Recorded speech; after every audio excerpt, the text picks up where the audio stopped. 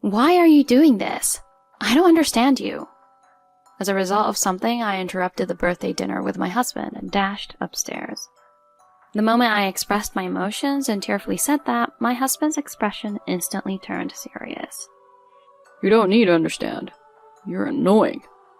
And then he forcefully pushed my chest. Huh? Behind me was the staircase, meaning I fell backward down the stairs. Our house has high ceilings, and the staircase is quite long. My entire body, especially my head, took a hard hit. An intense pain shot through me, causing my vision to blur. Is this a lie? Was I pushed down? I groaned, seeking help, but my husband descended the stairs with an expressionless face. My consciousness began to fade gradually, and my vision was completely dark. From afar, I could hear my husband's voice making a call. The plan took a different turn, but it worked out well. She's not moving a muscle anymore. Now we can finally be together. So that's what it was. I understood everything in an instant. My name is Amelia Thompson. I'm 35 years old, married, and I'm the president of an import goods sales company. The company is small, but the management is going smoothly. To be frank, my income is considerably higher compared to others in my age group. I met my husband Caleb through a friend's introduction. Despite working for a small to medium-sized company, Caleb understands my busy schedule and takes the initiative to help with household chores.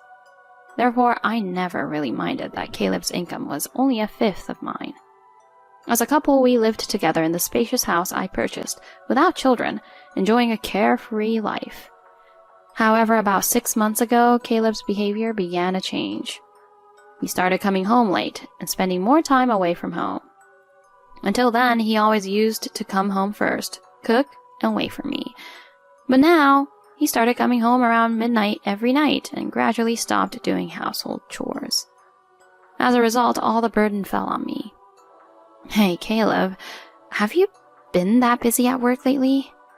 Feeling dissatisfied, I decided to talk to Caleb on our day off. Yeah. Since I changed departments, I've had more overtime.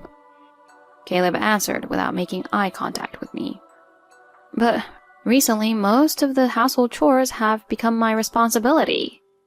Caleb, you know I have a demanding job too, right? I casually mentioned it, and suddenly Caleb became angry. What? Are you trying to say that because you're the boss, household chores are my job? No, that's not it. I wanted to discuss sharing the household chores. In fact, I was thinking of hiring a housekeeper to help. Huh?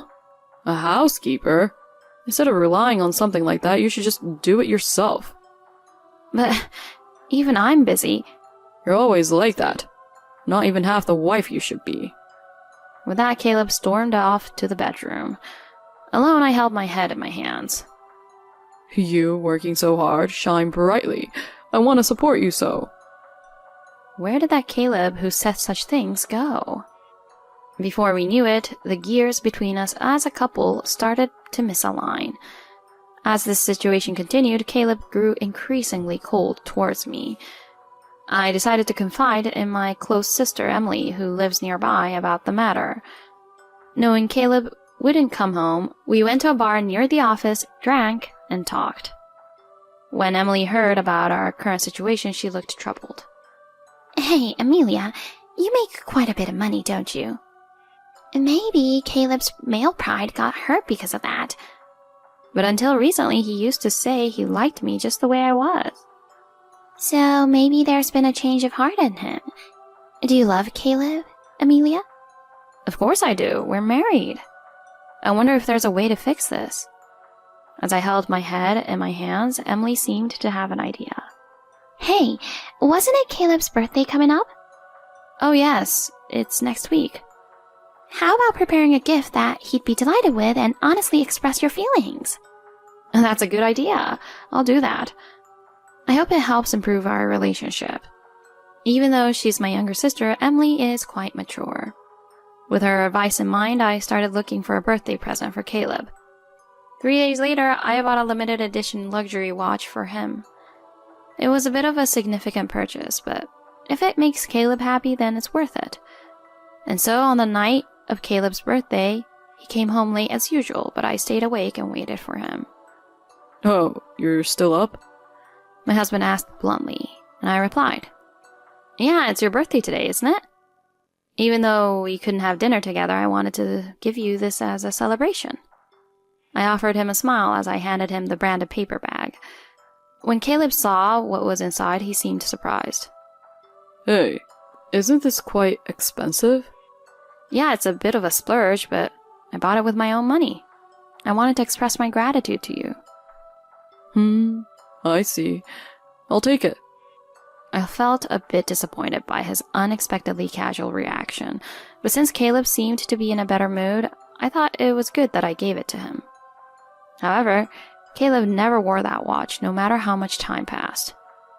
"Hey, Caleb, didn't you like that watch? Why don't you use it?" Nervously, I asked him before he left for work, and Caleb shrugged it off. Oh, it's just that it's so fancy. I'm afraid to wear it for everyday use. I thought I'd save it for special occasions. I see. Well, I'm off. I'll probably be late again today. Even though he seemed pleased when I gave him the watch, he didn't come home any earlier, and his attitude towards me didn't change. How can I improve my relationship with him? Before I knew it, that's all I could think about. One day, a month later, just before my birthday, Caleb's attitude suddenly became kind. Hey, Amelia. Tomorrow's your birthday, right? Caleb, you remembered? Of course. There's no way I'd forget my beloved wife's birthday. His words brought me great joy. Caleb continued, saying, I might not be able to afford expensive gifts like you, Amelia, but come home early tomorrow and I'll cook for the first time in a while. So let's eat together. I'm happy. Your feelings alone are more than enough. That was my true feeling. Being celebrated on my birthday, being able to eat Caleb's homemade dishes after so long, it seemed to me at the time that this was a tremendous blessing. When I shared the news with Emily, she said it seemed like the relationship could improve, which was good to hear. As my birthday approached, I finished work early with excitement. Caleb's shoes were already at the entrance and the smell of cooking filled the house. Welcome back. Dinner will be ready soon. Caleb was standing in the kitchen with a smile. At that nostalgic sight, I felt like I might burst into tears. Thank you. I'll hurry up and change. While changing into my loungewear in my room, my phone rang. Was it a birthday message from Emily? Thinking that, I opened my phone and found something unexpected written there.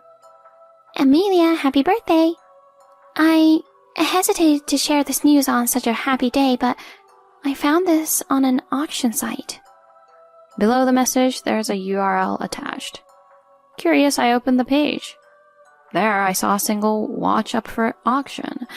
It was the luxury watch I had gifted Caleb. I remembered the day I bought the watch.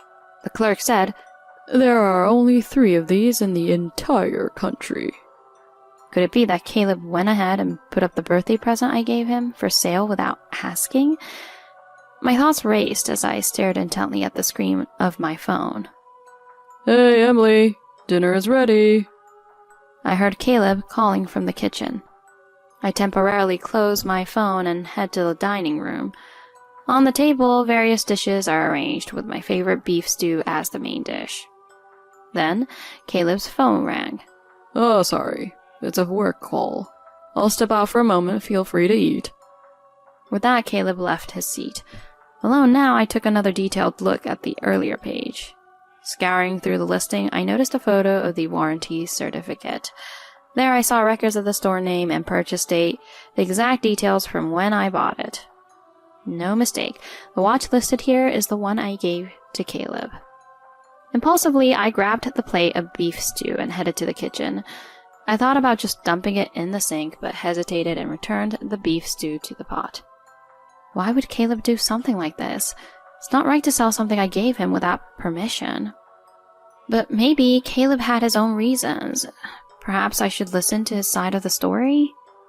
Standing there in the kitchen, I thought in circles. Eventually, I transferred the beef stew back onto the plate.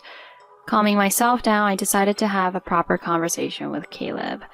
As if nothing had happened, I sat there and Caleb returned from the other room. What? You haven't eaten yet? Feel free to eat it, okay? Caleb peers into my face, but I can't shake off the earlier incident with the watch from my mind. Feeling far from enjoying the meal, I felt I needed to sort out the mess of emotions first.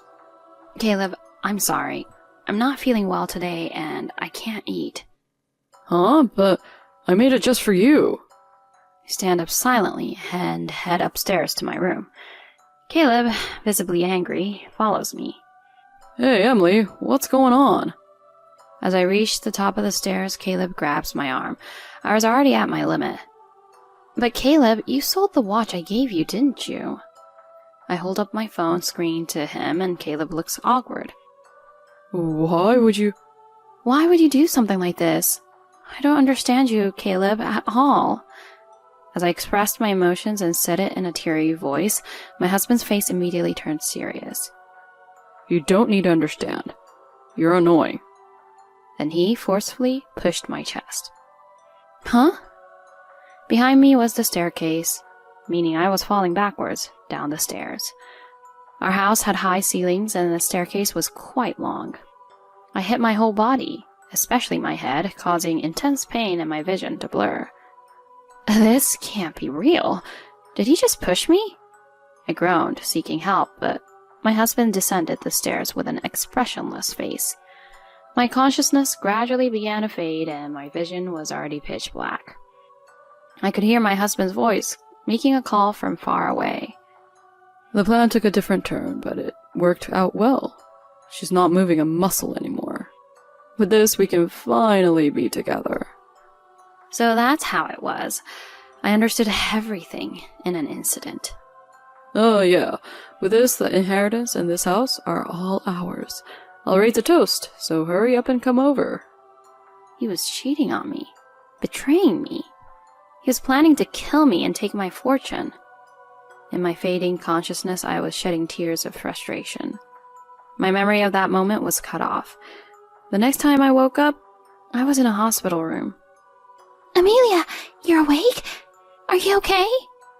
With a face blurred with tears in front of me, I barely managed to answer in a hoarse voice. What happened to me?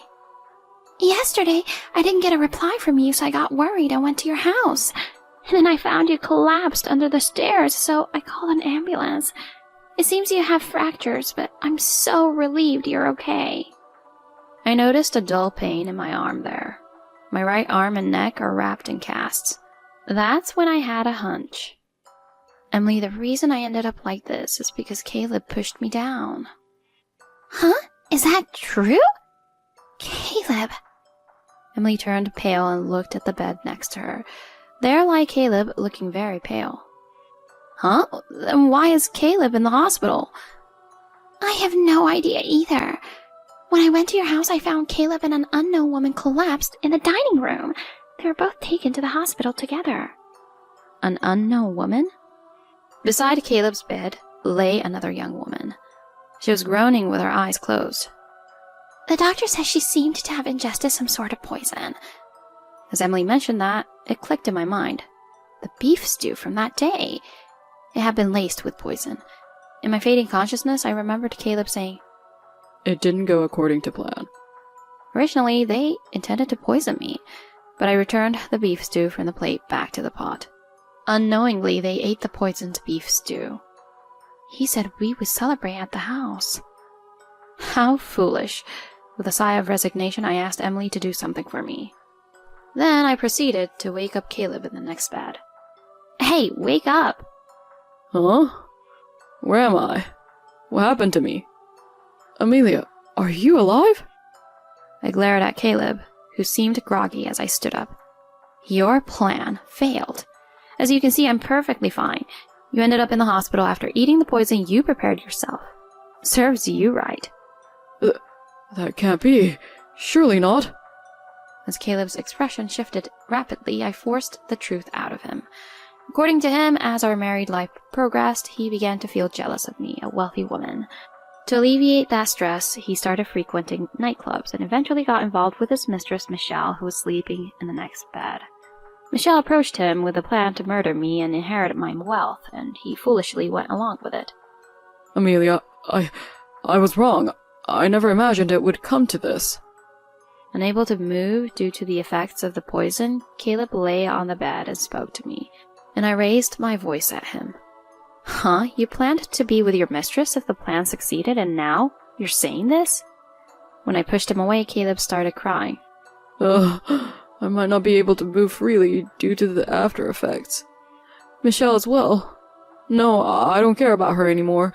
I'll be in trouble if you don't take care of me. Please, don't abandon me. Don't mess with me, I shouted loudly. We're getting divorced, and of course I'll demand even more compensation. That woman standing right next to you can hear us, right? I'll demand compensation from you too. At that moment, Michelle, who had been pretending to be asleep, sat up halfway and spoke while crying. Please forgive me. No way. I will never forgive you. Besides, I've already called the police. What? The police? Caleb and Michelle turned pale at the mention of the word police. I asked my sister to report it a while ago. Look, it seems they're already here. Multiple footsteps were heard from outside the hospital room, and inspectors burst in through the door. I was immediately moved from the hospital room by medical staff, but during that time Caleb and Michelle were surrounded by stern-faced inspectors. Afterwards, Caleb and Michelle were found guilty. It seems Caleb will be going behind bars. I used a lawyer and immediately divorced Caleb. As declared, I demanded compensation from them, and their parents came forward with apologies and money. Though it doesn't completely ease my anger, they are left with the consequences of having lost their jobs and being abandoned by their families. If they seek further retaliation, they are likely to face consequences. I have no way of knowing how they will live from now on. On the other hand, 2 months later, I had recovered from my injuries and had no lasting effects. I have returned to work and occasionally go out to eat with Emily, living life leisurely.